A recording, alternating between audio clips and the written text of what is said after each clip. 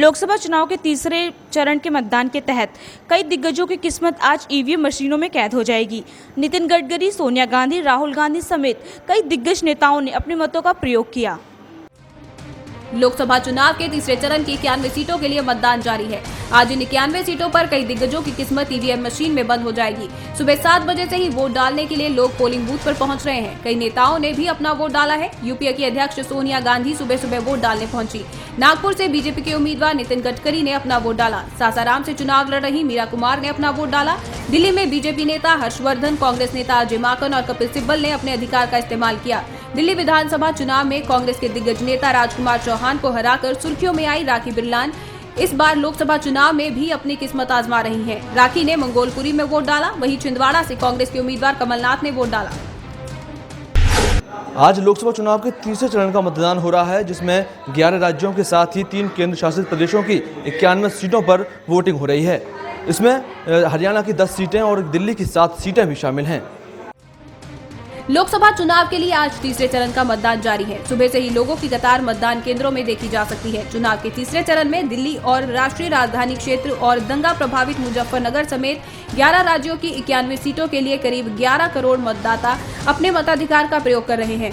ये 7 अप्रैल को आरंभ हुए 9 चरणीय चुनाव का तीसरा चरण है। तीसरे चरण के मतदान में 3 केंद्र शासित प्रदेश भी शामिल है। चुनाव के तीसरे चरण में कुल 1418 उम्मीदवार चुनावी मैदान में हैं, जिनमें से लोकसभा अध्यक्ष मीरा कुमार, केंद्रीय मंत्री कपिल सिब्बल, कमलनाथ, शशि थरूर, रालोद के अजीत सिंह, पूर्व सेना प्रमुख वीके सिंह और हर्षवर्धन भी शामिल हैं।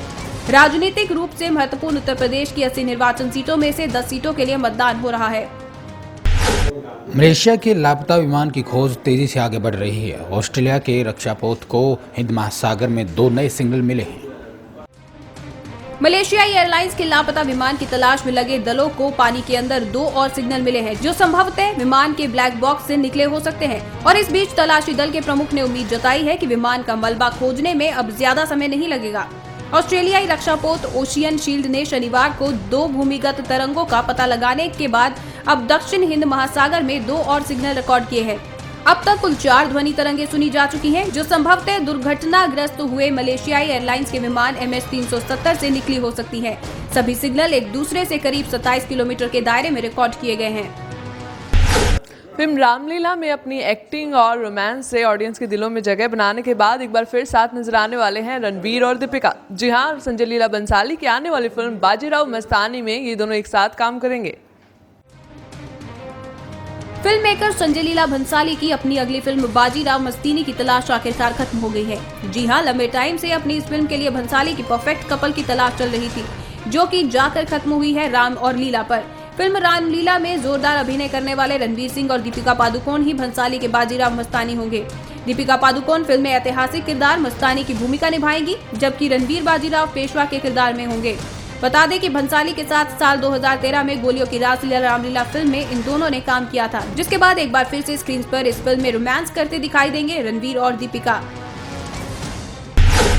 विजडन ने साल 2014 के 5 सर्वश्रेष्ठ खिलाड़ियों के नामों की घोषणा कर दी है, जिसमें भारतीय ओपनर शिखर धवन का नाम भी शामिल किया गया है। क्रिकेट का बाइबल कहलाने वाले विजडन ने भारतीय ओपनर शिखर धवन सहित 5 खिलाड़ियों को पिछले साल उनके शानदार प्रदर्शन के लिए सर्वश्रेष्ठ क्रिकेटर चुना है। शिखर के अलावा ऑस्ट्रेलिया के तेज गेंदबाज रेयान हैरिस और ओपनर क्रिस रोजर्स, इंग्लैंड के जो रूट और इंग्लैंड की महिला टीम की कप्तान चार्लोट एडवर्ड्स को इस सूची में शामिल किया गया है। साथ ही दक्षिण अफ्रीका के तूफानी गेंदबाज डेल स्टेन को साल 2013 का सर्वश्रेष्ठ क्रिकेटर चुना गया है।